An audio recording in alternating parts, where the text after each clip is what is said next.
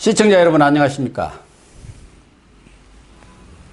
시청자 여러분, 황교안 한국당 대표가 지난 6일 21대 총선 승리를 위한 자유우파 보수 대통합 추진을 선언한 것을 계기로 해서 한국당과 바른미래당, 유승민계를 중심으로 보수 세력 통합을 위한 물밑 움직임이 본격화되는 양상입니다. 그러나 통합 후 방법과 시기, 박근혜 전 대통령 탄핵 문제 해법 등을 놓고 정치적 입장이 엇갈려서 협상의 전도를 가늠하기 어려운 상태입니다.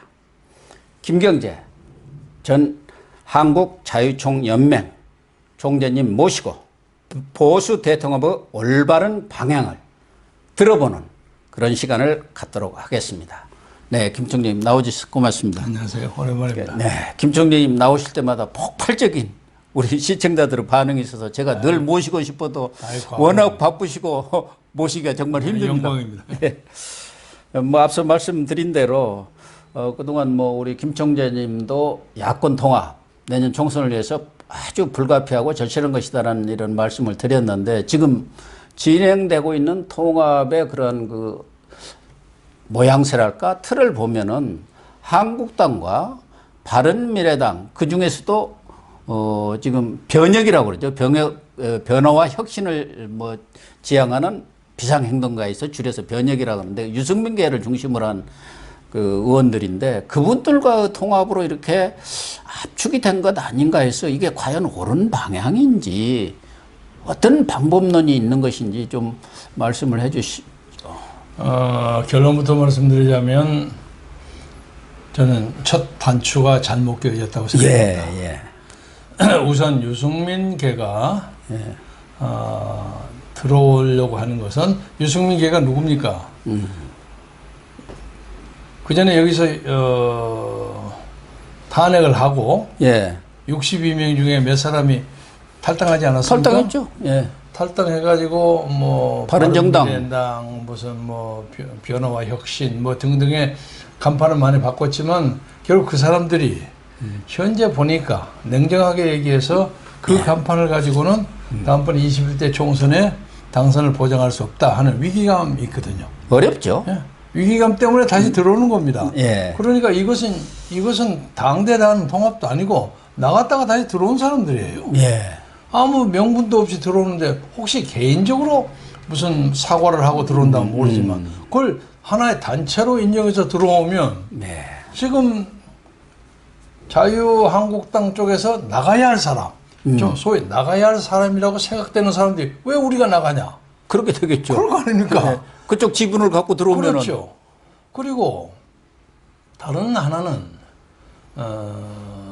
통합과 혁신의 문제에서 나는 그 통합보다는 소위 이노베이션이라고 하는 쇄신, 쇄신이 먼저 선결돼야 한다고 생각합니다. 저도 그렇게 생각합니다. 그렇죠. 선쇄신 후 통합이에요. 그렇죠. 쇄신을 하면 쇄신을 과감하게 함으로써 많은 사람들이 자유한국당 쪽으로 대세가 밀리는구나. 이 사람들이 새로운 이미지를 가지는구나. 이쪽에 가야만 메인스트림, 소위 정통에 들어가는구나. 느낌을 그렇게. 가져야만 이걸 끌어들이는 것이지. 자기들은 아무것도 아니고 사람만 불러들이는데 또 구태여 옛날 나갔던 사람을 불러오려고 하는 거. 이건 뭐라고 작전상으로도 도대체 이해가 되지 않는 거예요. 그래서 지난번 토요일날 제가 모처럼 광화문에 나가서 연설을 한번 했는데 연설 상황이 하도 나빠서 내가 목이 지금도 쉬었어요. 워낙 큰 소리를 그냥 아우성을 쳐서 그놈을 이기려고. 저도 가서 들었습니다. 소리가 내가 그렇게 힘든 연설 처음 해봤어요. 거기서 제가 던진 말은 뭐 사람의 이름을 가지고 장문을 해서 혹시 본인들에게 미안한 얘기 될지 모르지만 유 씨하고 황 씨.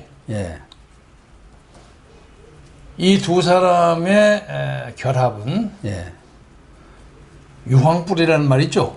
유황불. 성경에 유황불. 뭐 정지하고 단지하고 할 때처럼 한국의 민주주의를 유황불에 던져내는 계기다 하고 나 평을 했어요. 같은 논리로 문재인 대통령이 조국을 쌓는 것은 예. 일종의 그쪽 정권의 조문과 마찬가지예요. 예. 예. 조문이라는 게 이제 뭐 죽을 조자 조의를 표하는 예. 조문하는 거 아닙니까? 그래서 나중에 기회가 있으면 다시 말씀을 드리겠습니다만 대통령 문재인은 지난 2년 반 동안 가장 큰 실수를 하신 것 같아요. 예. 거의 회복이 불가능하지 않을까. 그러니까 그건 나중에 얘기하고요. 그래서 저는 그동안 공개하지 않으려고 애를 많이 썼습니다만 황교안 대표하고 몇 차례 만난 적이 있고 또 제 얘기를 뭐 거의 내가 느끼기엔 거의 100% 수용하는 입장을 가지셨는데 아니 왜 이런 식의 선택을 했는지 아무리 생각해도 이해가 안 돼요. 그래서 세상에 돌아다니는 말로 뭐 김무성과 뭐 황교안과 뭐 중앙일보와 뭐 연계가 있다는 그런 얘기 많이 있죠. 뭐 장자방이 김무성이라는 얘기도 있어요. 그런 얘기가 많이 있는데 그것이 사실인지 예. 걱정이 되고 마침 김무성 의원 얘기가 나왔으니까 그걸로 가겠습니다. 예. 그래서 다행스럽게 난 개인적으로 잘 압니다. 예. 잘 알고 네. 이런 사태가 벌어지기 전까지는 그러니까 탄핵 사태가 벌어지기 전까지는 저는 개인적으로 참 호감을 가진 사람이었어요. 네. 제가 지역을 얘기하는 것이 좀 이상하지만은 그 양반은 반은 호남 사람이에요. 모계가 그쪽이니까. 예, 모계가 호남 쪽이죠. 예, 광주고. 예. 그리고 또 그 종교도 그러고 원불교를 한다고. 그래서 호감을 많이 가져서 사람이 너그럽고 여유만만하고 그래요. 좋아요. 또 틀도 좋습니다. 아, 틀도 좋고. 예. 아이 깜이야. 뭐 유아무개보다는 난 뭐 더 낫다고 네, 생각합니다. 솔직히 예. 이 말에서. 그릇은 훨씬 크죠. 그런데 그 후에 어떻게 탄핵 과정 때문에 도저히 가서 말을 붙일 수 없을 만큼 억울해졌어요. 그래서 네. 지난 몇 년 동안 대화해 본 적이 없습니다. 아, 그러시군요. 근데 이번에 마침 어젠가 그 김무성 의원이 자기가 출마하지 않는다는 것을 재확인하면서 네. 그 말 어투를 가만히 보니까 원통하더라도 네. 억울하더라도 이번에 나서지 말라. 예. 그래서 자기 몇 사람 끌고 예. 나가겠다 하는 그런 그 유의 발언을 했더라고요. 그래서 역시 그 발언 자체를 보면 유승민 의원보다는 스케일이 좀 더 크지 않는가 하는 느낌이 들어요. 예. 그 자체만 가요. 적어도 이 양반은 간접적으로만 책임을 느끼는 거예요. 네. 그래서 우선 김무성 의원에게는 제가 얘기하고 싶은 것이 그러면서 뭐 권성동인가 이런 사람이 그 황교안 대표에게 그 원의원 예, 원유철 의원이죠. 그 적절히 않고 차라리 통합추진단장이죠. 김무성으로 바꾼 게 어떠냐 하는 뜻의 얘기를 했다고 그러는데 내가 속으로 듣고 웃었습니다. 네. 김무성 의원이 4년을 적어도 쉰다는 입장에서 물러나간다 하면 그런데 관심을 가지지 말고 깨끗하게 물러나가는 것이 본인에서 훨씬 낫다. 그러니까 그런 내가 나가면서 이거저거 간섭하고 배나라 감나라 가문 여가나라 배나라가 잔치상 제사상 만들어 놓고 나가는 것은 다른 사람에게는 상황 노릇을 하고 싶다 하는 자로 보입니다. 예. 그런데 그것이 본인에게 절대 좋지 않습니다. 내가 그 얘기를 해주고 싶고 그리고 이제 돌아가서 유 의원을 얘기를 하자면 저는 개인적으로 친교가 별로 없습니다만은 미국에서 경제 공부도 하고 나름대로 스마트한 사람이고 그 아버지가 되는 유수호 의원은 압니다. 아시잖아요. 유수호 전 의원님. 단기 있는 아주 그 판사 판사 출신입니다. 그 고집 저 꼬장꼬장하고 그런 분이에요. 좋은데 이 양반이 자기 아버지를 위해 그 고집스러운 그 신조 이것을 너무 많이 받았는지 그런 의미에서 있고 부드러운 타협을 하는데 좀 능하지 못하지 않는가. 그래서 정치권에서는 좀 독불장군 스타일이다 그런 말이 있습니다. 많이 보고요. 지금 장래가 만리 같은 정치인에게 이렇게 얘기하면 신뢰가 될지 모릅니다만 적어도 현재와 같은 상태의 정치 행위를 계속한다면은 유승민 의원에게는 자기가 바라는 무슨 큰 거 그것에 접근할 가능성이 없을 것이다. 적을 것이다 하는 느낌이 들어요. 그래서 그것을 좀 팔천왕적으로 바꿔서 자기를 싹 물러내는 그런 자세를 가지는 것이 해결이 되는 방법이고 황교안 대표 입장에서 보자면 그래도 일군의 세력이 그쪽에 있기 때문에 끌어들이지 않을 수 없는 입장이란 말이에요. 예. 그렇게 하면 자기가 그 사람들은 갖다 집어넣더라도 자기는 빠지는 자세가 있어야 합니다. 아, 그래요? 그럼 뭐 어떤 선택을 해야 하나요? 그러니까 자기는 4년 동안 안 나오는 거죠. 불출마. 그럼 예. 요새 신문에도 많이 나오죠. 조선일보, 그렇죠. 동아일보 나오더라고요. 뭐 유승민이가 전체 생략하겠습니다. 유승민이가 자기 있는 사람들 그 똘똘한 사람들 많이 있잖아요. 유능한 사람. 네. 국회의원으로서 유능한 사람 그 있습니다. 예. 이런 사람들 다 갔다 하고 나는 이런 도의적인 책임 때문에 나 이번에 쉬겠다 하고 빠지고 김무성하고 같이 나중에 이제 자기 계보 정리한다고 해서 쫓아다니면서 단돈 100만 원, 200만 원 주면서 격려하고 어? 또 자기 지역구에 다른 사람 밀고 예. 그리고 나중에 그 유세단 만들어서 전국 돌아다니면서 유세하고 그러면 유승민은 올라가는 거야. 예. 그거를 모르고 앉아서 그걸 따주고 앉아있으면 안 됩니다. 그리고요, 정치 이전에 인간의 문제가 있어요. 네. 자기가 한때 모셨던, 비서실장으로 모셨던 자기의 당대표. 박근혜 전 대통령의 네. 비서실장이죠. 당대표 시절에. 원내대표도 했고.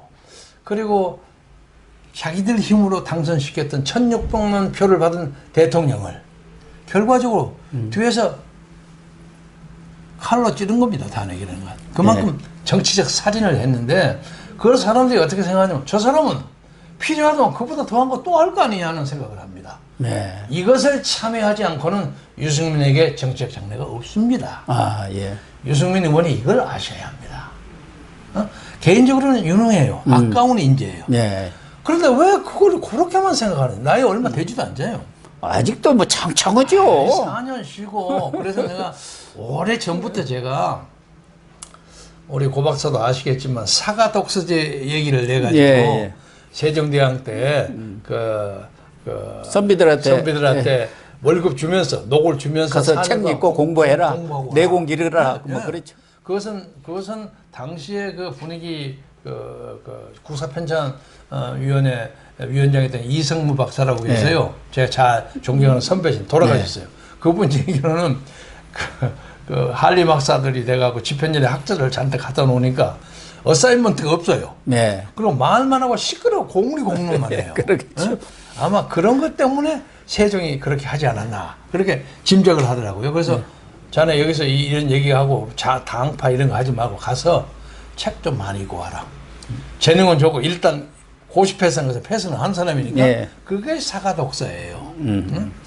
그래서 세종이 인재를 널리 오래 장기적으로 이렇게 양성했다 하는 느낌을 예. 가지는데 유승민 의원은 황교안 대표가 설사 그 얘기를 하더라도 조건 걸고 조건이 아닌 한 응한다 응하지 만다 이런 얘기 하지 마시고 세 가지 조건을 다 네. 걸었잖아요. 우리가 보기는 우스워요. 변화와 혁신? 그 단체 어떻게 변화와 혁신을 가집니까? 그게 그 전까지 그 누구요? 그 손학규하고 이리 하고 했죠. 계속 그거 갈등을 보세요. 빚었죠. 나는 뭐 손학규 의원을 뭐 꼭 좋아하는 것은 아니지만은 그래가지고 여기 들어와서 여기서 또 그렇게 안 한다는 보장이 어디 있습니까? 예. 그래서 우선 두 사람에게 넓게 인생과 역사를 봐서 이번에 빠지는 것이 21대의 국회의원 선거를 21세기적 접근 방법으로 정치를 하는 중요한 계기가 된다. 그러니까 꼭 얘기해주고 싶습니다. 황교안 대표도 빠지라는 거죠. 근데 이제 두 사람이랑. 다릅니다. 아니, 난 유승민과 김무성을 그분이군요. 근데 황교안의 경우에는 좀 다른 게요. 솔직히 말해서 황교안에게도 문제점이 없지 않습니다. 예. 요새 여기저기 많은 그런 얘기가 돌아다니지 않습니까? 그러나 그 중에서 상대적으로 이 탄핵 정국에서 보수 진영에서 상대적으로 그 근처에 접근할 수 있는 사람 중에서 그래도 가장 그렇죠. 흠결이 적은 사람이에요. 네, 적죠. 예? 예. 그럼 누가 이런 얘기가 있지만 그건 사실은 결정적인 문제를 흔드는 것 정도는 아니기 때문에 예. 그래서 저는 황교안 대표가 어물어물하게 이걸 끌어가지고 적당하게 그냥 국회의원 하나 해서 이제 한 8, 90명 정도를 예. 끌어가지고 제1야당은 할 수 있을 거예요. 그래가지고 2년 후를 바라볼까 이렇게 하면 절대로 대통령 후보 못 된다고 봐요. 이때 천하의 좋은 기회예요. 황교안에게는. 자기가 원맨 플레이를 할 수 있는 기회예요. 네. 이 좋은 기회를 크게 봐야 되는 거죠. 그래서 예를 들면 우선은 그 야권 통합, 보수 통합, 자유 통합 하기 전에 당을 쇄신시켜야 합니다. 네, 선쇄신. 선쇄신. 쇄신하고 아까도 말씀드렸듯이 그러면 사람들이 자유한국당에 대한 이미지가 달라져요. 달라지고 자기는 물러나갈 것이 아니라 자기는 뭐 험지 출마하라고 하는데 험지 출마하지 험지 출마론이 있지 않습니까? 지금 대권 후보급들은 험지에 나가서 당을 위해서 바람을 일으켜달라. 다른 사람은 험지 출마를 하지만은 황교안 대표님 험지 출마를 해서는 안 돼요. 왜냐하면 여당들이 워낙 꾀가 좋아가지고 예를 들면 종로 같은 데 나가잖아요. 그러면 온갖 사건을 만들어가지고 거기서 꼼짝을 못 나가게 만들어요. 못 나가. 이게 김대중이나 김영삼 정도는 할 수 있어요. 그 양반 해놓고도 부산이나 어디 돌아다니면서 연설하는 게 종로 선거운동하고 마찬가지가 되는데 이건 못합니다. 그래서 나는 황교안 대표에게 비례대표 결과가 어떻게 되든지 뭐 패스트트랙이 되든 안 되든 비례대표 맨 끄트머리 번호를 해갖고 배수의지를 치는 자세가 가장 좋습니다. 그러면 전국 돌아다니면서 표를 많이 따면 자기가 되니까. 그래야지 예를 들면 종로 같은 데 하면 자유한국당의 선거도 망하고 황교안도 망하고 그럽니다. 그래서 그 양반까지 물러나고 하는 것은 논리적으로 맞지 않다고 생각합니다. 그래서요 저는 지금 진행되고 있는 통합을 보면 황교안 대표가 대통합을 주장을 했지 않습니까? 근데 지금은 그 바른미래당 전체도 아니고 유승민계 소통합이에요. 그러니까 안철수 계도 있을 수 있고 또 시민사회단체 지금 정광훈 목사를 비롯한 또 종교계 세력들이 또 있어요. 그러면은 제 정당 말하자면 야권의 보수를 지향하는 정당들과 시민사회단체 그런 사람들까지를 아우르는 그런 뭔가 큰 그림을 그려야 하는 거 아닌가요? 그래야 이기는 것이지. 정광훈 목사 얘기 잘 하셨는데 정광훈 목사 오늘 아침 신문 광고를 보니까 거기서 정치 대학을 만든다 광고 나와서 교장 김동길 전 의원 뭐 이렇게 쫙 만들어 놨더라고요. 그리고 원래 정광훈 목사가 그 전에 당을 만든 적이 있어요. 그렇죠. 지금도 정당을 지향하는 거 아닌가 하는 생각을 가져요. 그 전에 또 수가 충분치 못해서 비례대표가 안 됐지만 지금은 오늘 현재 세력만 가지고도 그냥 하면 비례대표 몇 석은 할 수 있을 겁니다. 그리고 광화문에 모였던 그 수백만의 인파가 전부 정광훈을 밀고 온 사람은 아니지만 적어도 대다수가 그러려고 보고 적어도 그렇게 사람을 모이는데 가장 중요한 동인을 제공한 사람이 정광훈입니다. 그건 인정해야 합니다. 그래서 방금 우리 고 박사가 말씀하신 것처럼 그 양반들은 사실상 정당 체제가 있고 그리고 그것을 소위 속담을 요이똥하고 틀기 작동을 시작하면 순식간에 전국 정당의 규모를 갖출 수가 있고 제가 보기에는 요새 김문수 전 의원은 아마 그쪽에 어떤 적자 노릇을 하려고 그리 가지 않았나 그런 느낌이 들어요. 그러니까 이건 강력한 경계 대상입니다. 이 황교안 입장에서 보자면 그러니까 예를 들면 이 두 개가 경우에 따라서는 팽팽할 수도 있어요. 팽팽할 수도 있고 경우에 따라서는 정광훈 목사의 팀이 압도할 수도 있습니다. 저는 그렇게 봅니다. 그래서 중통합이고 뭐 하려면은 그런 세력을 포괄하고 거기에 지분을 과감하게 내놔줘야 그게 통합이 되지. 그렇죠. 아니 근데 나는 그렇게까지 올라간다고 생각하지는 않지만 정치라는 게요.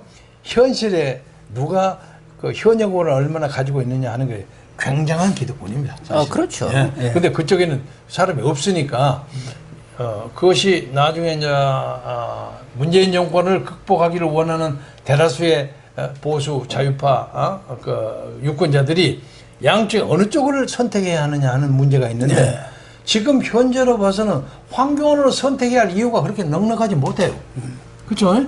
그걸 많이 만들어야 되는 거야. 그러니까 자기가 쇄신을 해야 되는 거야. 그러니까 우선 거기에 있는 뭐 3선 이상을 뭐 자른다 어쩐다 하는 것은 나는 그 중진 용태론이라는 것을 김태무 의원이 들고 나왔지 않습니까? 근데 그것을 너무 그냥 몇 선으로 자르고 하는 것은 옳지 않다고. 그렇죠. 일률적으로 어떤 한 잣대로 이렇게 할 수는 없죠. 잘라 버리면 나중에 국회의장, 부의장 할 사람도 없을 거야. 상면적 할 사람도 없을 거야. 그리고 내가 어디 가서도 그 얘기 했습니다. 미국에는 스트롬 서먼드라는 상원의원이 아마 사우스캐롤라이나 그 사람 98세, 99세까지 세네터를 했어요. 물론 거기에 세네트 참모들이 쫙 있고 그 양반의 정책, 뭐 보건 정책, 뭐 정치적 이걸 다 같이 하기 때문에 가서 나타나면서 말만 해도 될지만 말이 어눌할 정도가 됐으면서도 그 양반의 권위를 가지고 상원을 했단 말이에요. 그렇게 오래 나이 많이 든 사람도 아니고 그렇기 때문에 삼선 하는 사람 중에도 무조건 삼선을 다 자른다면 그건 말이 안 되죠. 예. 그러니까 나는 그 중진 삼선이랑 다 잘라라 하는 건 말도 안 되고 또 좀 과장이겠지만 김문수 전 지사가 62명 탄핵받 전부 잘라야 한다. 그것도 말이 안 됩니다. 그럼요. 예. 그러니까 그런 것을 다 고려해서 탄핵한 사람 중에서 탄핵 주동자들 한 6명 딱 보면 딱 나타나잖아요. 예. 그리고 이제 탄핵을 저지하지 못했던 어수룩한 짓거리를 했던 이쪽 사람들은 책임이 없지 않습니다. 있죠. 그 사람은 조금 적게 그래서 한 6대4 정도로 자르면 사태가 잘 해결됩니다. 그리고 그 사람들에게도 정치를 떠나서 그만두라는 얘기가 아니에요. 이번만 쉬어라 이거예요. 그거를 못한다면요 이 나라 유권자가 절대로 야당을 선택하지 않습니다. 그런 어떤 결단이랄까 조치가 있어야 우리 공화당도 합류가 가능한 거 당연히 아니겠습니까? 해야죠. 당연히 해야죠. 예. 그래야 그렇죠. 어떤 탄핵 문제에 대한 정리가 그렇죠. 마무리가 되어야 합의가 되어야 우리 공화당이든 누구든 간에 이 대통합의 울타리 안으로 빅텐트 안으로 들어올 거 아닙니까? 제가 이 유튜브 시대에 들어서서 아마 거의 1년 가까이 됐을 겁니다. 그 전부터 이 전국을 푸는 뇌관은 탄핵 문제다 그랬어요. 탄핵을 풀지 않고는 안 풀린다. 근데 이제 그때는 사람이 무슨 지나가는 탄핵 얘기하느냐고 하는데 결국 탄핵이 나오잖아요. 그래서 유승민 의원에게도 내가 개인적인 관심과 주목을 하는 뜻에서 권하는 거예요. 당신이 탄핵의 굴레를 벗어나지 못하는 한 당신의 정치적 재기와 대선과 발전은 대단히 어려울 것이다.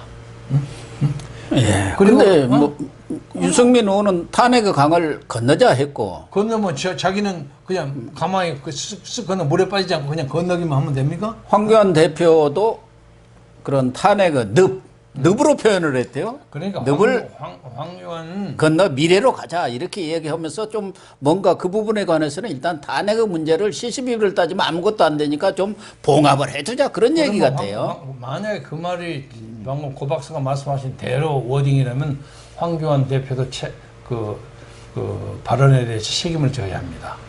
그럴 수가 없습니다. 그렇게 되지 않습니다.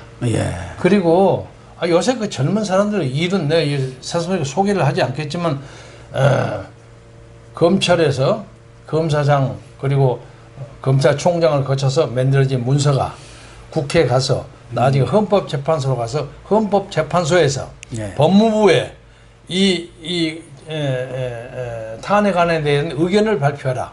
의견을 써라는데 한마디도 딴소리를 썼어요.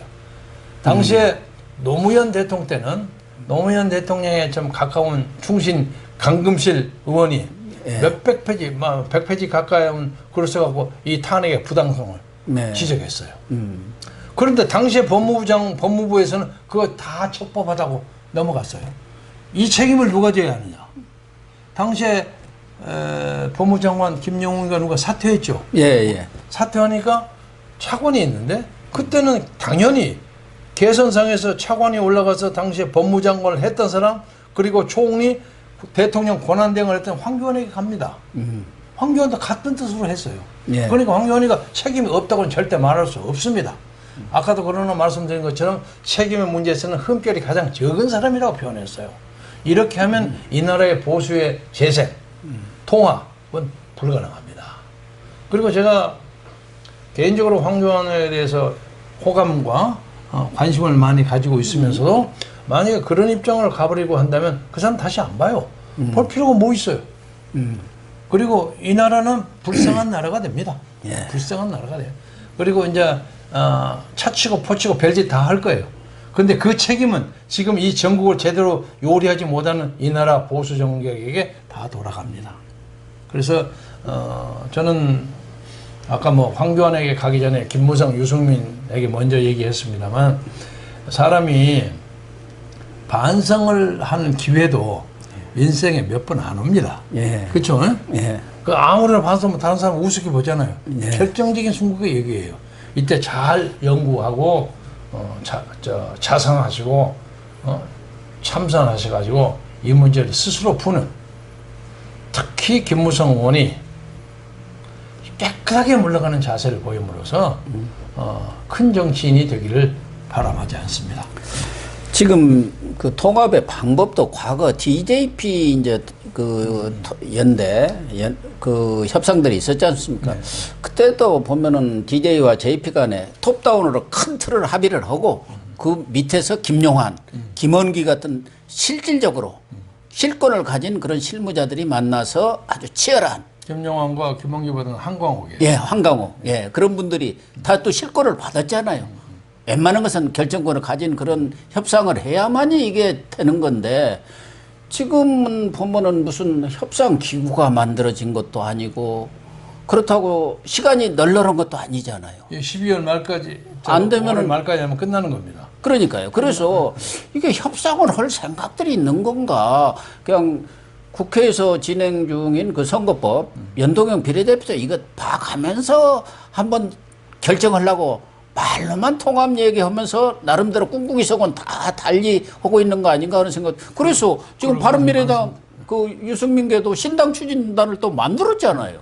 그래서 우리 김총재님이 보시기에는 과연 이런 것들이 정당한 어떤 그 통합의 절차라든가 그 뭐 어떤 방법론 같은 것들 말만 통합한다 하고 자기들 보따리는 챙기고 그러고 있어요. 그리고 황교안 대표 경우도 거기에 뭐 신단 추진이 뭐냐고 전부 자기 사람으로 이렇게 만들잖아요. 예. 그러면 안 됩니다. 통합을 하려면 자기가 과감하게 새로운 통합기구를 구성해야 합니다. 그러니까. 구성하는데 그것을 예. 당내 인사만 구성하면 안 되는 거죠. 당내 반, 예. 그리고 당외 반.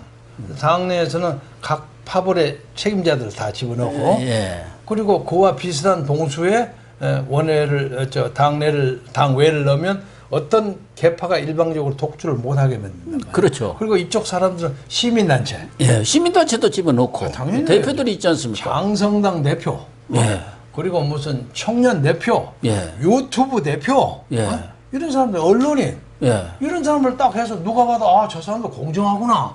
그러면요. 얼마나 사람을 만들어가지고 딱 이걸 벌려야 되는 거예요. 근데 원희철 뭐 이렇게 해갖고 밑에서 안 돼, 공정공정 해갖고 이렇게 하려고 하면 저는 안 될 것 같아요. 우습죠.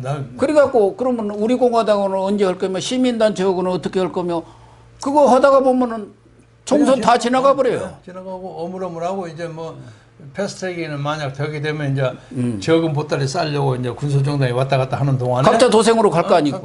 이제 우리 공화당 우리끼리 단 몇 명이라도 합격시키도록 노력하자 이런 식으로 해버리면 그냥 시산 혈해처럼 킬링 피를처럼 야당 보수 야당에 그냥 싸그리 깨지고 그리고 저쪽에서는 어떻게 싸움을 하더라도 그들은 선거 때는 탁 뭉치거든. 예. 뭉치고 난 다음에 그들의 정거의 보도가 있잖아요. 예산 조기 집행하고 공약 남발하고 거기다가 드루킹 있고 킹크랩 있고 예. 여론을 조작하고 얼마든지 만들어내는 거예요. 그럼요. 그러니까 저쪽에 지금 이해찬은 아주 그냥 속으로 야 웃기들 마라 이러고 앉아있어요. 이해찬뿐만 아니라 제가 듣기로는 미국이라든가 이런 데서도 그 선거 전략가들이 다음 총선에 민주당이 이길 가능성이 높다고 전문을 치고 있다는 거예요. 지금 현재 말하자면 당연히 대통합이 안 되면 안 되는데 지금 소통합을 지향하고 있지 않습니까? 소통합도 왜 하필이면 유승민입니까? 그래서 우리 김총재 같은 뭐 이렇게 경륜 있는 분들이 좀 방향도 제시해주고 한마디도 좀 세게 좀 해줬으면 좋겠어요. 제가 사실은 뭐 어디 가서 그 얘기도 했습니다만은 나는 말 한마디를 가지고 지난 2년 동안 재판을 받느라고 돈도 수천만 원 없었고 예. 하여간 집행유예 2년을 받아서 나는 공민권이 제한되어 있는 사람이에요. 그러니까 차라리 잘 됐어요. 내가 어디 끼어드는 것은 내 이익을 따지는 게 없으니까. 그러니까요. 그야말로 백의종군이에요. 예. 그런데 이것을 생각하지 않고 내가 어디 가서 무슨 유튜브에 가서 얘기하면 어떤 고마운 사람들이 앉아서 당신 말이 나쁜 얘기도 있지만 나쁜 예. 얘기가 참 적습니다. 솔직히. 예. 그래서 당신 차라리 출마하시오 어쩌고 이런 사람이 나와요. 근데 그게 수가 많아. 아니 우리 뭐 시청자들도 제일 좋아하시는데요, 뭐. 그게 너무 많아. 정말 옳은 말이라고 그러다 다 보니까 그런 반응이 나오잖아요. 다른 사람들이 좀 긴장을 하는 모양이야. 천만의 말씀. 그렇지 않습니다. 그래서 제발 그렇게 생각하지 말고 나는 병풍이 될 사람이야. 그렇죠. 병풍이 될 사람. 예. 그래서 개인적으로 내가 미는 사람이 이기고 그 사람 대통령이 되면 얼마나 기분 좋아. 아이 새카만 후배들이 아유, 국회의장까지 다 하고 났는데 그래, 한참 무슨 후배, 정치에 다시 들어가겠습니까? 그래서 그걸로 오해를 하는 사람이 있으면 참 기가 막혀. 이 조선 사람이, 이 대한민국 사람들은 정말 돈밖에 안 돌아가는구나. 나는 옛날 얘기지만 민주화 운동 때 목숨을 거는 투쟁을 수십 년 했어요. 나는 그런 의미에서 내 인생의 주요한 부분은 다 지나갔어요. 마무리에 그냥 구경하고 있는 거예요. 그런데 이 정치가 너무 안 되다 보니까 내가 그러는데 그런 것에 대한 오해가 없었으면 좋겠고요.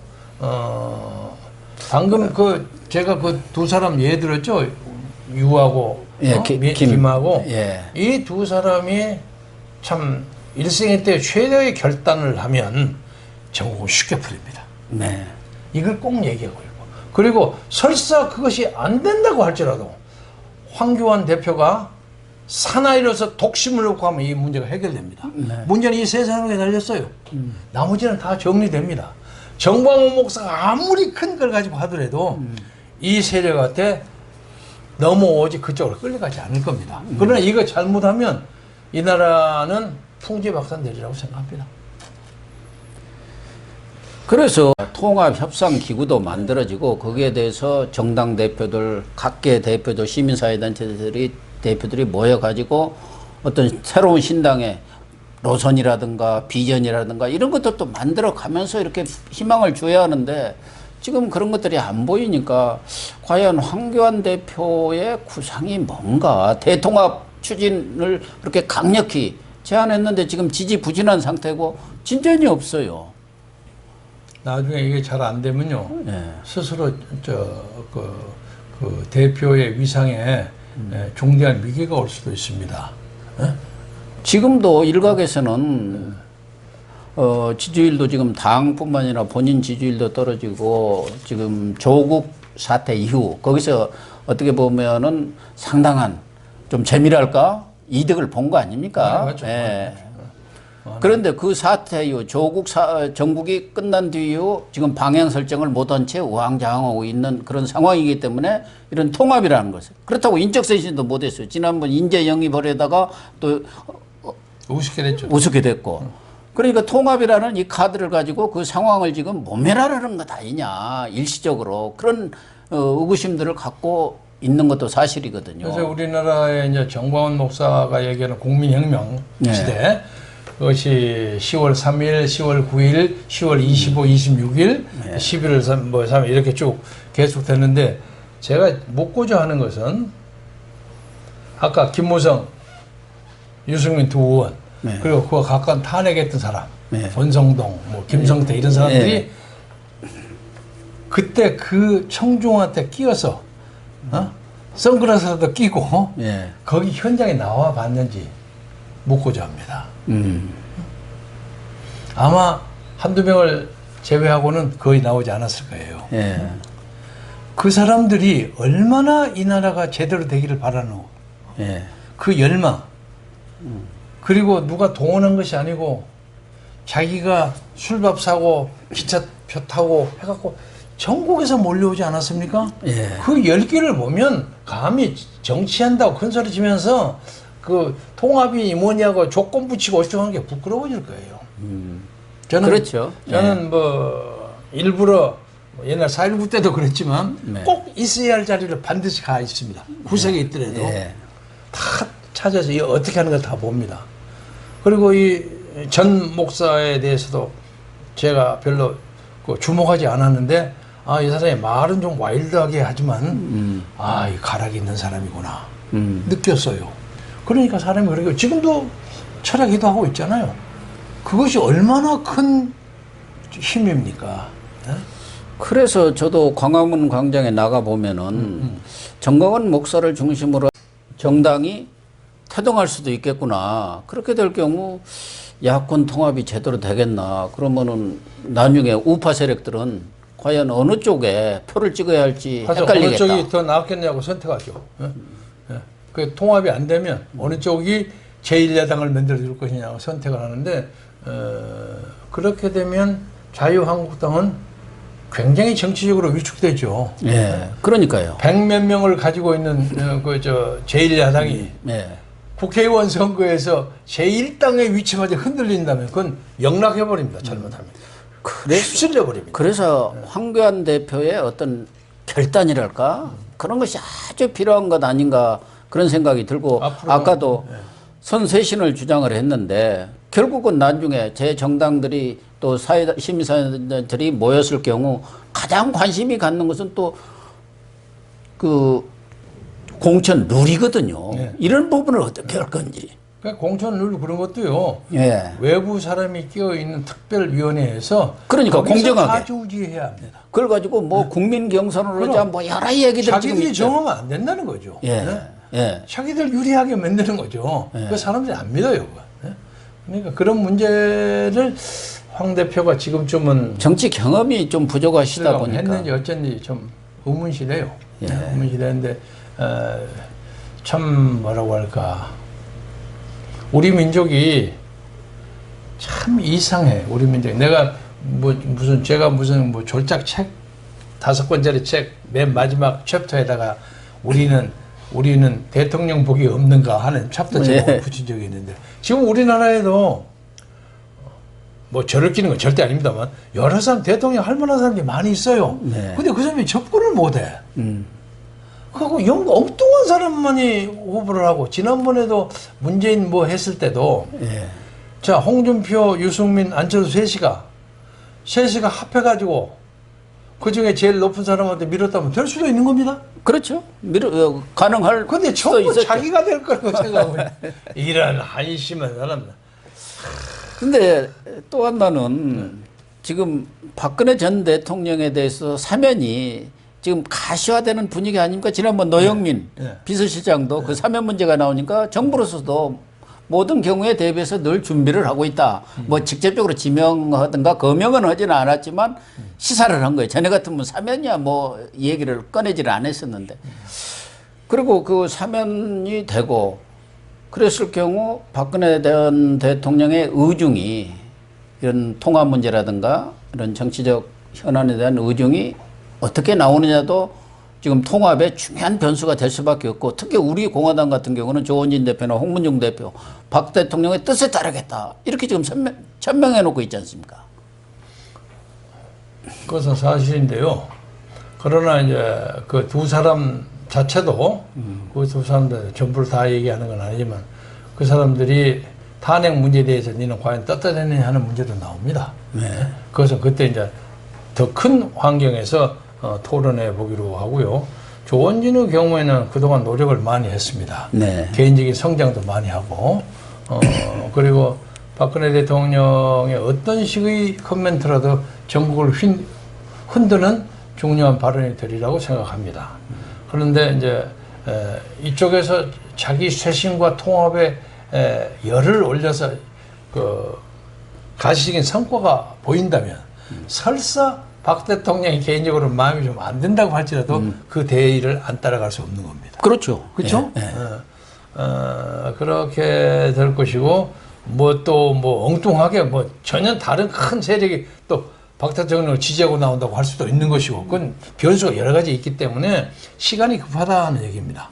그러니까요. 시간이 급하니까. 예, 시간이 급하죠. 네, 시간이 급하니까 빨리 소위 우리나라의 정치는 용어의 선점이 아주 중요합니다. 네, 네.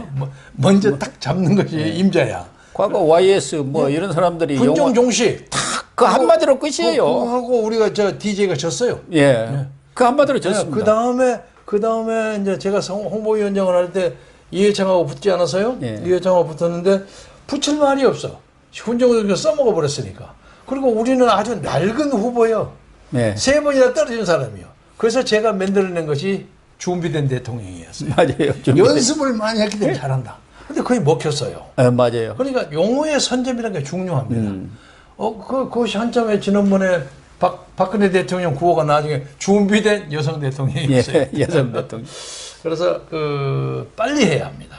빨리 하고 경우에 따라서 뭐 아까 우리 고 박사가 말씀하듯이 했듯이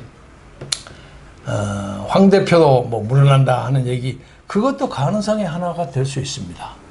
내가 이번 이 선거를 살리기 위해서 나는 일체 출마 같은 거 안 하고 네. 그냥 나는 띄우면서 하겠다. 예.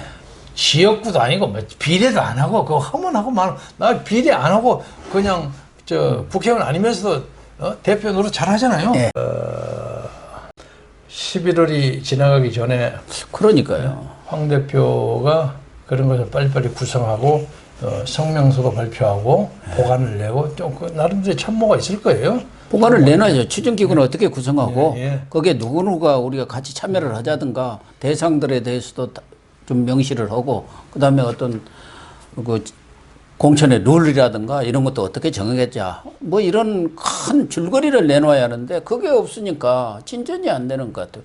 그러니까 유승민 대표는 의원은 자기가 천명한 통합 사무치 그것부터 받아들이지 않으면 통합 논의 안 간다. 이러니 그런 거 그래가지고 어느 세월이 오겠습니까? 그러니까 그것이 지금 이 전국을 전체를 봐서는 황교안과 유승민이 삼원책 운운하고 하는 것이 일종의 정치적 미수가 될 소꿉장난 비슷합니다. 이게 저도 그렇게 관계가 없는 거예요. 저 정치 한 번도 안 해서 안 했어도 제가 봐도 저도 그래서 그러면 안 됩니다. 정당을 11대부터 출입한 사람입니다. 네. 완전히 아이고, 웃겨요. 앞으로 잘 될 것을 기대하면서 지켜보기로 하십시오. 그리고 마지막으로 예. 연동형 비례대표제도 하나의 변수가 안 되겠습니까? 되죠. 예. 그런데 저것은 한국당의 결의에 따라서 저걸 중지시킬 수가 있습니다. 예. 한국당이 진짜 전원 사퇴서를 딱 내놓고 몸으로 막으면 저거 막습니다. 그렇죠. 결사적으로 하면 못합니다. 그러니까 이것도 지금 말은 나옵다. 전의원 사퇴라는 말은 나오는데 한국당이 그거를 하면 뭐 손가락에 불을 쥐고 올라간다는 사람도 있어요. 근데 그건 좀 지나친 말이고 예. 사표를 딱 대표가 잡고 있으면 되는 거예요. 대표를 잡고 그러면 이거 갖다 내버리면 사표 되는 거니까 그러면 전혀 현역이 없는 상황에서 하면 새로운 정당이 만들어집니다. 그래서 이것을 막는 방법도 자유한국당 황교안 대표 손에 있다. 그걸 강조하고자 합니다. 네, 시청자 여러분, 김병재 총재님의 통합에 관한 여러 가지 경륜 높은 의견 어떻게 들으셨습니까? 아무튼 황교안 대표가 리더십을 그야말로 정치 리더십을 발휘해서 대통합을 이루어야만이 내년 총선에서 민주당과의 한판 승부가 가능하고 총선의 승리도 내다볼 수 있다고 생각을 합니다. 오늘 방송 마치도록 하겠습니다. 감사합니다.